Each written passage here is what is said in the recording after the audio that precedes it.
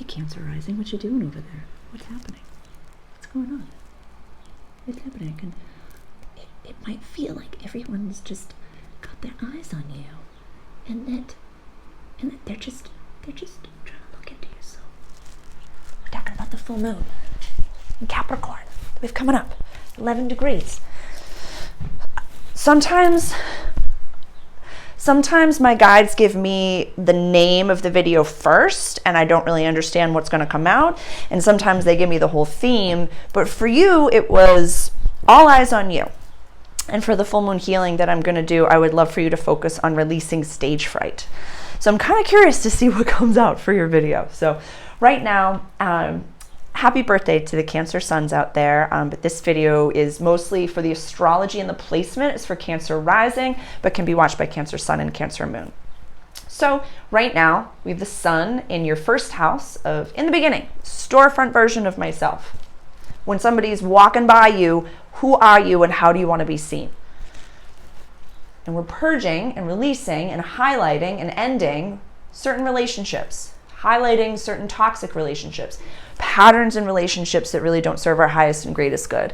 We had we had Pluto has been in Aquarius since March 23rd until June 11th, and now has dipped back down into Capricorn. So kind of a little bit of a deep dive that we can do and go back and watch the Pluto and Aquarius video that I've done, the Cancer season introductory video. We can watch the addictions, everything was once ambrosia video. There's the actual full moon itself introduction, as well as the healing. There's so many resources that I just myself have given you, but there are infinite resources that you can look into to talk about what Pluto, Aquarius, Capricorn energy is. But for you, this is about relationships. So I want you to highlight from now until the full moon a little of like Pluto went into Capricorn in 2008. So how have your relationships kind of gone through transformations since 2008? And then I would love for you to journal on March 23rd, 2023, my birthday, until June 11th, 2023, what the themes were within my relationships during that time. And now, do you feel a little bit of deja vu? Is there a little bit of deja vu, Cancer? And I want you to look at that. Because if we're for this access, for the rising and the descendant sign over here, like this is about the most important people in your life. This is seeing God, the universe in another. If we know that we are God having a human experience, we are the highest dimension and the lowest dimension of energies, all in human form. When we love ourselves enough, the people around us are love-filled. If we hate ourselves, the people around us hate themselves too. We are mirrors of each other. So if you have people in your life right now that remind you of an older version of yourself, why are they there? Is it familiarity?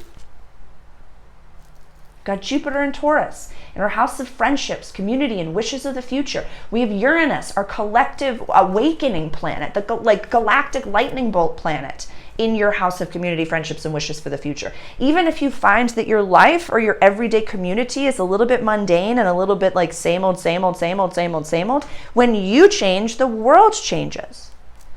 When the North Node goes into Aries next week, honey, you're going to be on stage. That's why.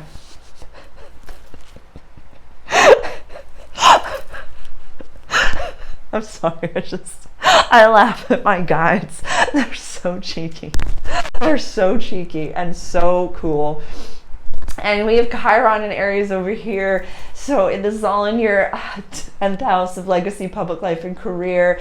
So it feels like, why is everybody looking at me? And I don't want them to be looking at me. I don't want them to be listening to me. But you have so much to offer, Cancer, especially in your season.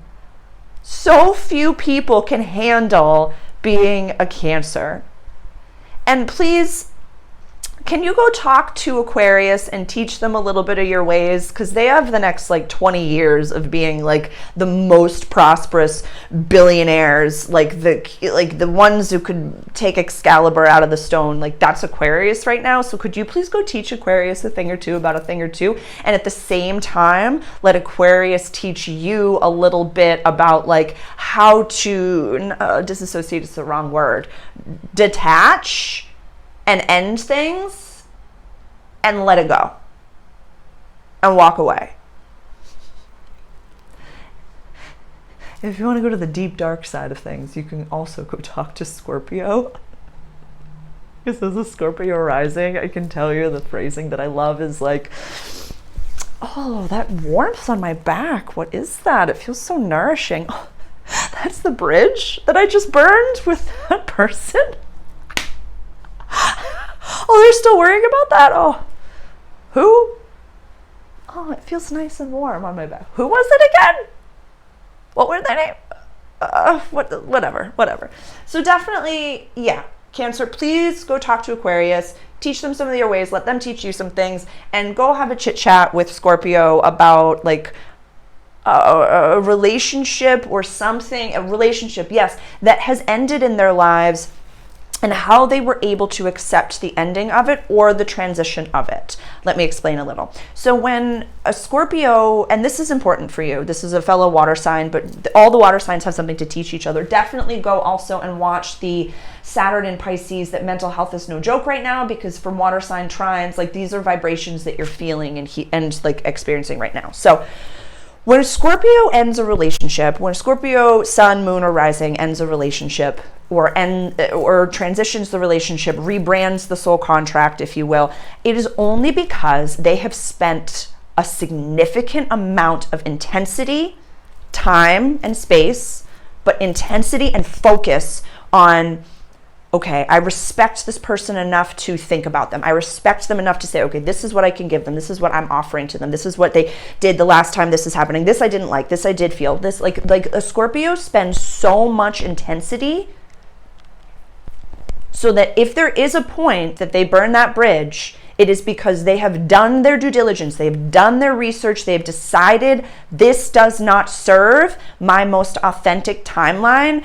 So with love and respect and woo-woo and ceremony, I move along.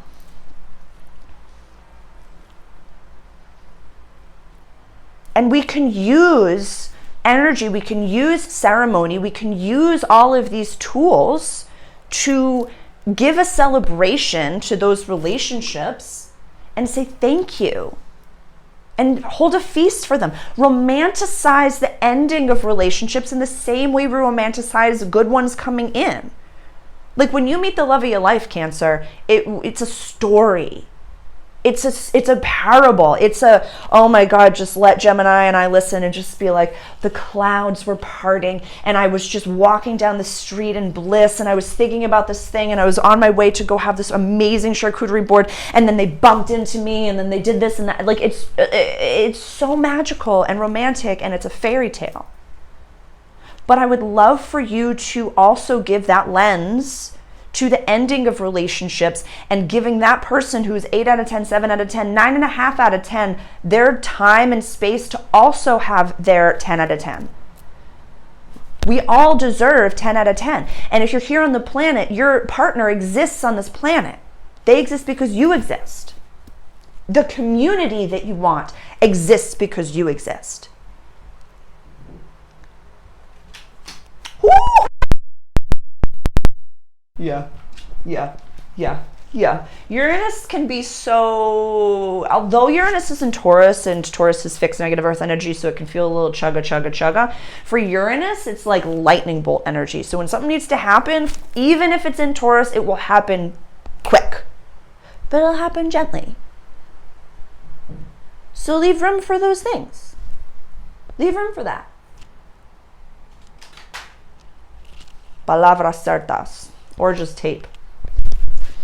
Palavras certas means right words in Portuguese. And whenever something happens, like you say something and then you stub your toe, or, you hear a song and it's like the perfect timing of it, that's literally God in the room being like, listen. So look at some Uranus energy.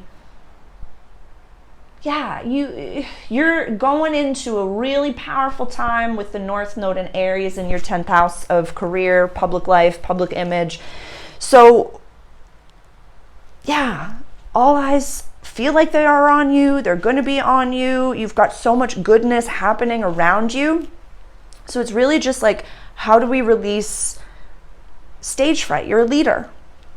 You're a leader. You have people that look to you, regardless of your actual job title. They look to you for advice, for guidance, for safety, for information, whatever that may be. If you're here with me, you're a leader.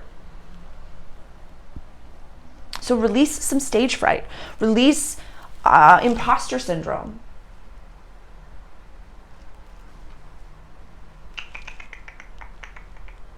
Oof. Yeah. It's going to be a fun year and a half for you, my darlings. I'm excited for your journeys.